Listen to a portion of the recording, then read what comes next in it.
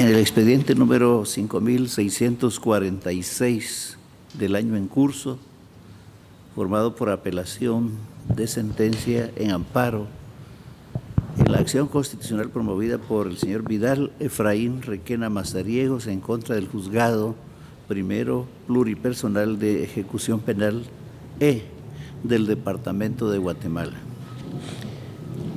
El secretario general de esta Corte dará lectura a la parte conducente de las consideraciones y el fallo apelado y efectuará las advertencias reglamentarias para la debida realización de esta audiencia. Tiene la palabra, señor secretario. Gracias, señor presidente. Figura como acto reclamado en este amparo la resolución de fecha 21 de junio de 2016 que emitió la autoridad denunciada dentro del expediente número 1076-2010-2 y ejecutoria identificada con el número 2871-2013 que resolvió en síntesis. Por la sentencia dictada por el Tribunal Primero de Sentencia Penal, Narcoactividad y Delitos contra el Ambiente, Mayor Riesgo, Grupo B, de fecha 16 de noviembre de 2015, que ordenó ejecutar la sentencia de fecha 12 de junio de 2013 dictada por el Tribunal Primero de Sentencia Penal, Narcoactividad y Delitos contra el Ambiente, Mayor Riesgo, Grupo A. Por el delito de asociación ilícita, se revocó la resolución de fecha 30 de octubre de 2015 del beneficio otorgado de libertad condicional por el delito de lavado de dinero u otros activos de la sentencia dictada por el Tribunal Primero de Sentencia Penal, Narcoactividad y Delitos contra el Ambiente, Mayor Riesgo, Grupo B, de fecha 11 de julio de 2012 y se agrega a la pena de 6 años por delito de lavado de dinero u otros activos la pena de 8 años por el delito de asociación ilícita.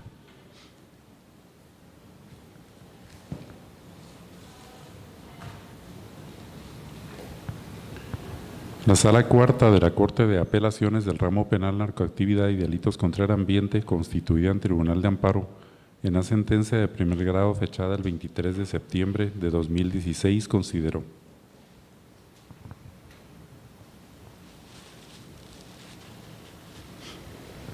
en cuanto a la resolución que constituye el acto reclamado de fecha 21 de junio de 2016, mediante la cual se reformó el cómputo de la pena en contra de la obra amparista, dicho cómputo de la pena de prisión está debidamente ajustado, porque si bien es cierto la Corte de Constitucionalidad con fecha 18 de junio del año 2013 otorgó amparo contra la resolución emanada de la Sala Primera de la Corte de Apelaciones del Ramo Penal, Narcoactividad y Delitos contra el Ambiente, dejando sin efecto la sentencia que acoge el recurso de apelación planteado por el Ministerio Público, que permitió que el amparista fuera condenado por el delito de asociaciones ilícitas.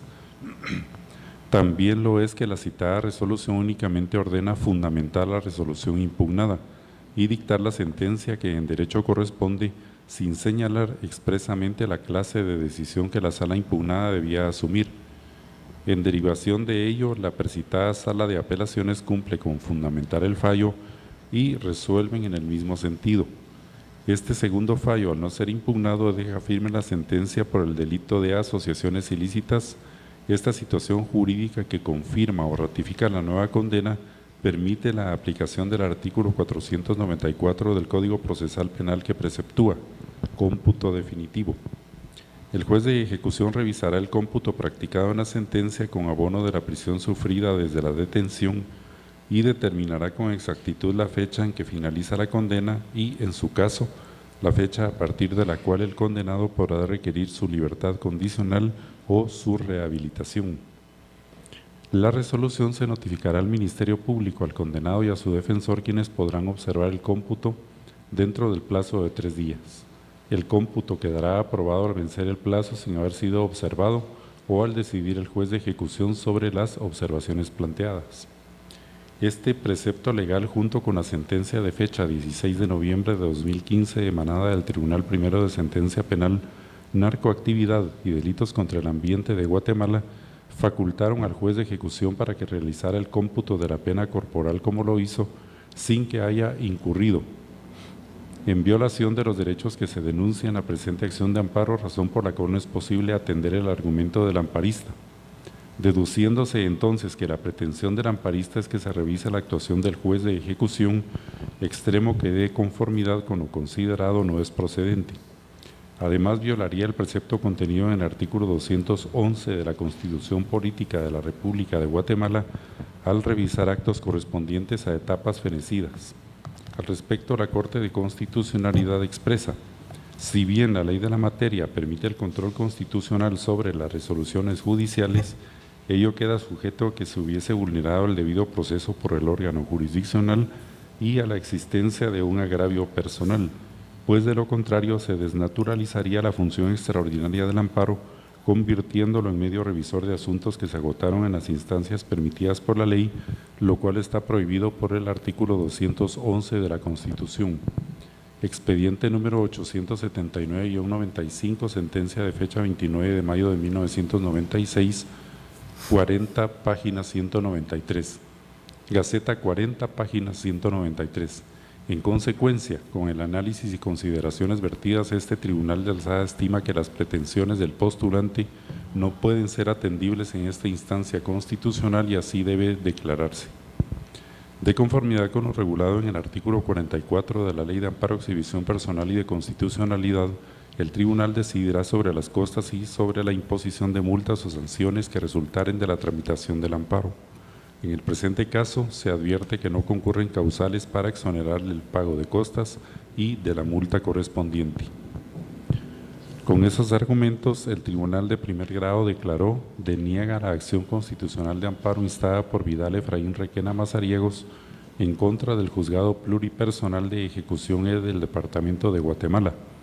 Por las razones consideradas, se condena en costas al postulante Vidal Efraín Requena Mazariegos y se impone al abogado patrocinante Moisés Eduardo Galindo Ruiz la multa de 1,000 quetzales, quien deberá hacerla efectiva en la tesorería de la Corte de Constitucionalidad dentro de los 5 días siguientes a partir de estar firme el fallo, cuyo cobro, en caso de incumplimiento, se hará por la vía legal correspondiente. De conformidad con lo que establece el artículo 67 del Acuerdo 1-2013 de la Corte de Constitucionalidad, quien haga uso de la palabra en esta audiencia deberá dirigirse directamente al tribunal, expresar sus alegaciones en forma oral de conformidad con el objeto de la vista pública previsto en el artículo 61 del citado acuerdo y no dar lectura a ningún documento salvo que para ello cuente con autorización previa del señor presidente. Deberá concretarse al asunto planteado, ser breve, conciso y preciso en su exposición. Para la exposición de las alegaciones, cada una de las partes intervinientes cuenta con un tiempo máximo de 15 minutos. Es todo, señor presidente. Muchas gracias. Pueden hacer uso de la palabra en esta audiencia. Apelante, solicitante del amparo y de la vista pública, señor Vidal Efraín Requena Mazariegos, por medio del señor abogado don Moisés Eduardo Galindo Ruiz. Le dejamos en el uso de la palabra.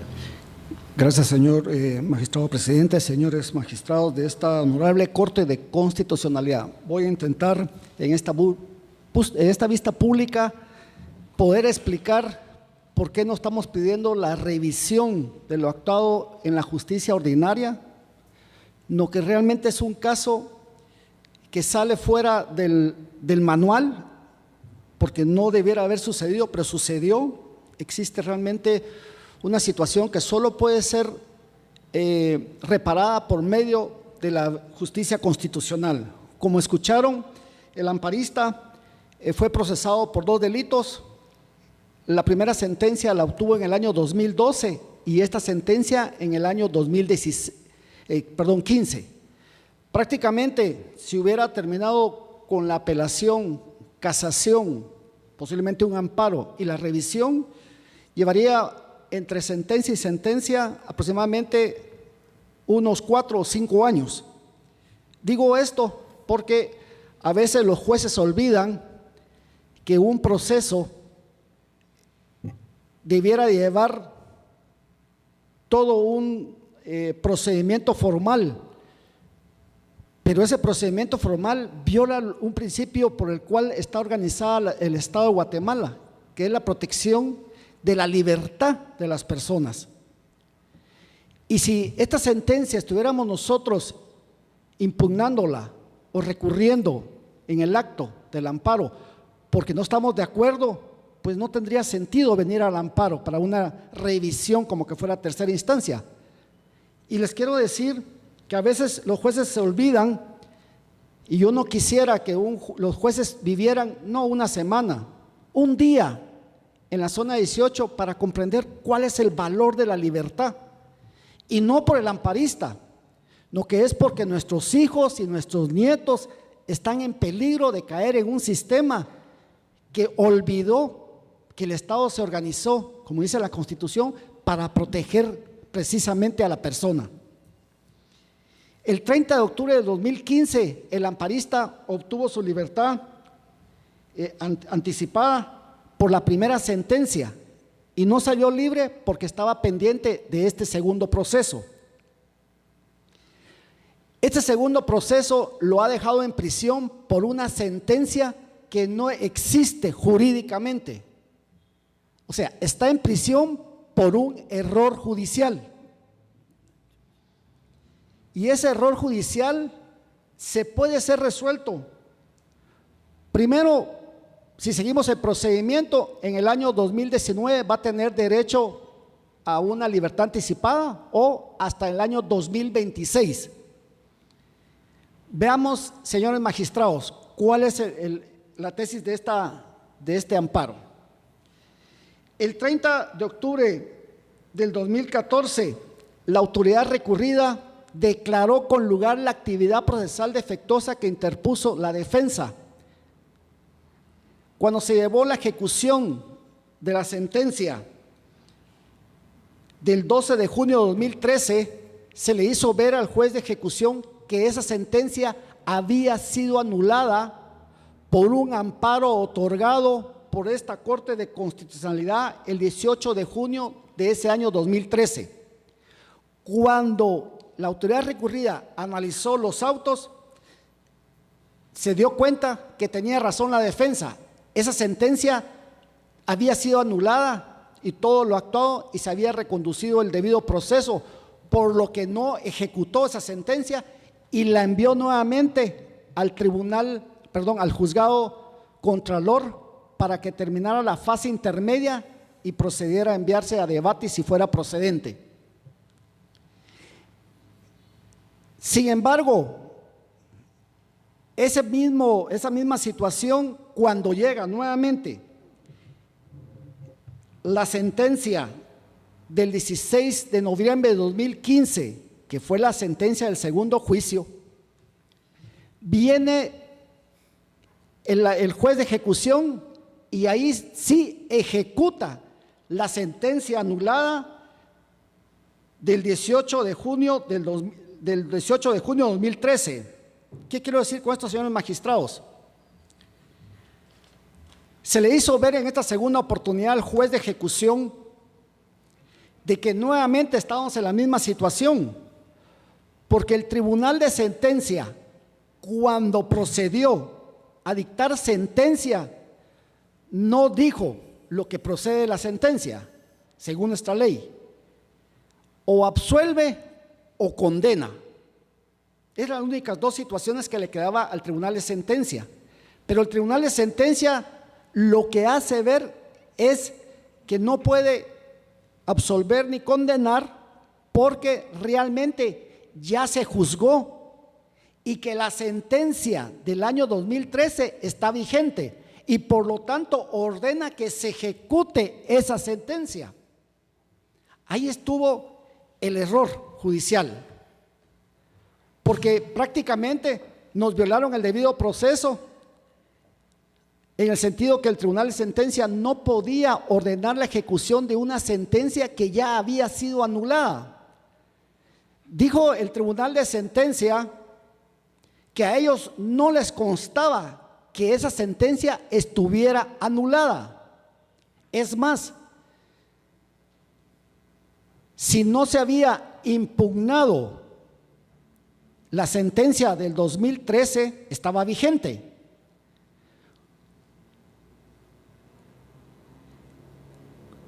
Esa misma tesis toma el Tribunal de Amparo y dice, para no otorgar el amparo al amparista: ustedes no impugnaron la sentencia del 2013. ¿Cómo íbamos a impugnar la sentencia del 2013 si era el efecto lógico que cuando se recondució el proceso, el debido proceso por la Corte de Constitucionalidad, el efecto es que se anuló esa sentencia? Es el mismo caso de la sentencia del caso genocidio.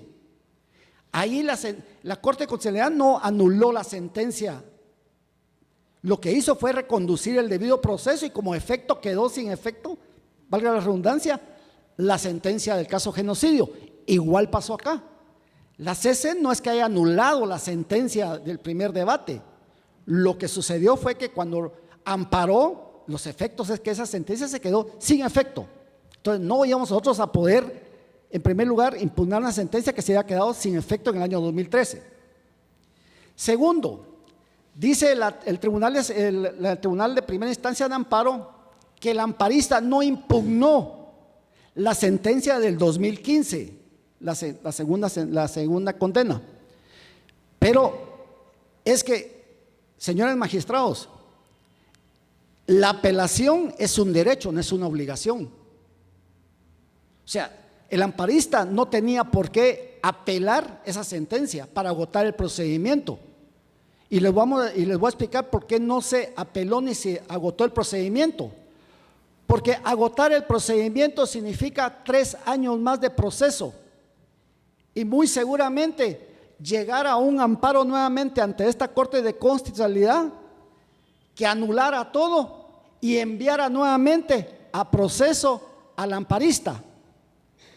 Y muy probablemente en el tercer juicio, hubiéramos tenido que volver a interponer la excepción de que nadie puede ser perseguido 2 veces por los mismos hechos, que fue el motivo por el cual la sentencia del 2015 dijo que no se podía dictar sentencia, no, que tenía que ejecutarse la del 2013, porque nadie puede ser juzgado 2 veces por los mismos hechos. Significaría que si nuevamente es condenado, tendríamos que regresar a todo un proceso de justicia ordinaria para terminar prácticamente dentro de 7 años, logrando que el señor amparista fuera absuelto. Y si no fuera absuelto, hubiera pasado mínimo ya 5 años más del derecho que hubiera tenido a salir libre. Entonces, gravan al amparista en su libertad por un error judicial.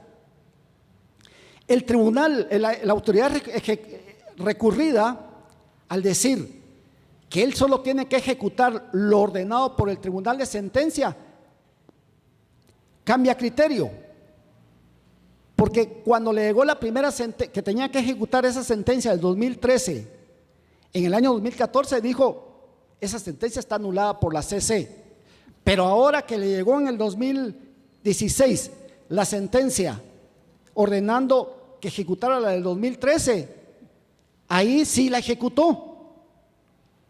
Esa falta de certeza jurídica no la tiene que gravar, en este caso el amparista, más allá de la prisión que ha llevado por el primer delito. ¿Por qué debe otorgarse el amparo, señores magistrados? Primero, porque la sentencia del 18 de junio de 2013 que está ejecutando el juez de ejecución fue anulada por esta Corte de Constitucionalidad.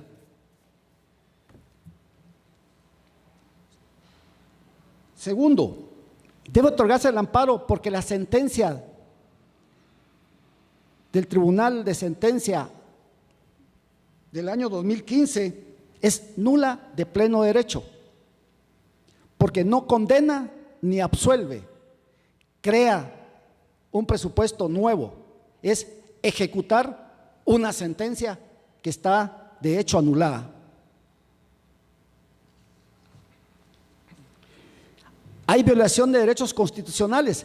Sí hay violación de derechos constitucionales, porque por ese error judicial pretende el Tribunal de Amparo de primera instancia que el amparista haga todo un procedimiento de la justicia ordinaria de 7 años para llegar nuevamente a lo mismo, que esa sentencia que está cumpliendo es nula.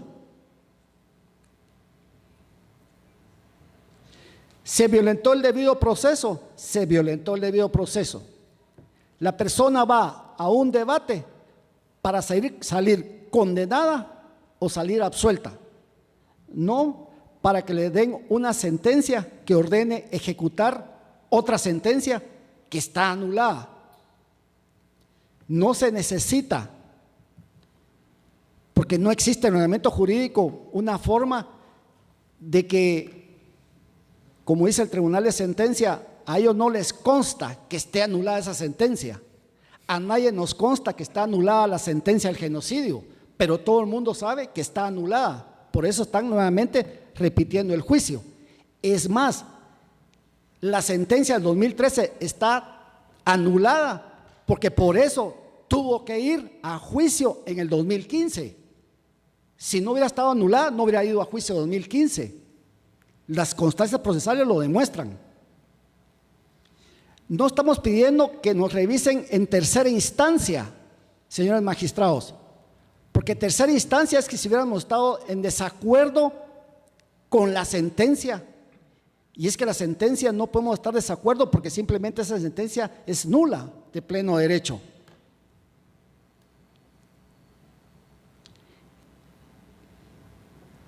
Por eso les decía al inicio de mi intervención, este caso, y es el motivo de mi vista pública, sale de lo que realmente es un proceso. Porque yo considero que nadie puede estar, como está ahorita el amparista, detenido o cumpliendo prisión o condena por una sentencia que no existe. Ese es el fondo de la tesis de este amparo. Y eso no puede ser reconducido o compuesto por la justicia ordinaria, porque llevaría fácilmente esos 7 años reparar el error. Le informo que le quedan 3 minutos para poder hacer su conclusión, por favor. Gracias, señor presidente. En tal sentido, solicitamos que se otorgue la apelación de la presente sentencia de amparo, se anule la sentencia venida en grado a conocimiento de ustedes, señores magistrados, y que el amparista pueda regresar a su estado que tenía el 30 de octubre del año 2015, que es la libertad. Muchas gracias, señor presidente magistro. Para servirle. Ahora continuamos con el tercero interesado, en este caso el Ministerio Público, por medio del agente fiscal, señor abogado don Marvin Haroldo Cifuentes López, y por el principio de la unidad institucional del Ministerio Público, será él quien exponga, no obstante la presencia del otro. Adelante. Gracias, honorables magistrados, público en general, muy buenos días. El Ministerio Público en la presente audiencia va a ser breve y sencillo en su alocución, empezando primero que está totalmente de acuerdo con la resolución, o mejor dicho, la sentencia emitida el 23 de septiembre del presente año por la honorable Sala Cuarta de la Corte de Apelaciones del Ramo Penal, Narcoactividad y Delitos contra el Ambiente, constituida en Tribunal de Amparo. Esa sentencia se explica por sí sola y la Sala hace la argumentación desde la historia del origen de la investigación y todo el procedimiento penal en primera instancia y segunda instancia en cuanto a los delitos por los cuales se le investigó en ese entonces al sindicado Vidal Efraín Requena Mazariegos.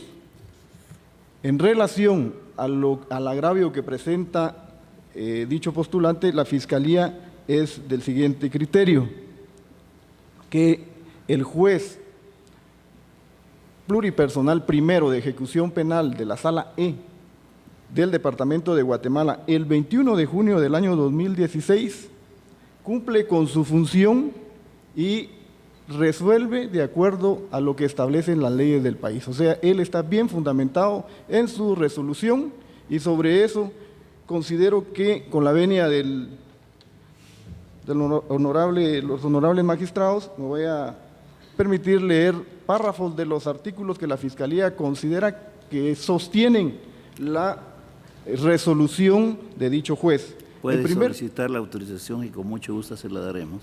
Gracias, señor presidente. En ese sentido, el artículo 211 de la Constitución Política de la República, en su último párrafo, dice: ningún tribunal o autoridad puede conocer de procesos fenecidos, salvo casos y formas revestidos que determinan la ley.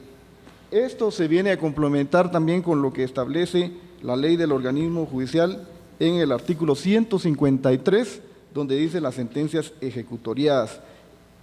Y aquí nos habla de los incisos relacionados en cuanto a las sentencias ya se consideran expresamente ejecutoriadas. Esto concatenado con lo que establece el artículo 493 del Código Procesal Penal, que establece la ejecutoriedad. Es decir, en cuanto a que los jueces de ejecución no pueden ejecutar sino únicamente sentencias que definitivamente ya tengan el carácter de cosa juzgada. Y es lo que hizo exactamente el juez de ejecución. En este sentido, el artículo 493 dice: las condenas penales no serán ejecutadas antes de que se encuentren firmes.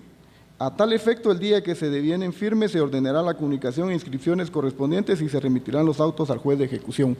El juez de ejecución, a través del oficio correspondiente del tribunal respectivo que emitió la sentencia, recibe las dos sentencias, una de fecha 11 de julio del año 2012, que esta contiene el delito de lavado de dinero, donde fue condenada dicha persona, Vidal Efraín Requena Mazariegos, a la pena de 6 años de prisión y una multa de 68,700 quetzales.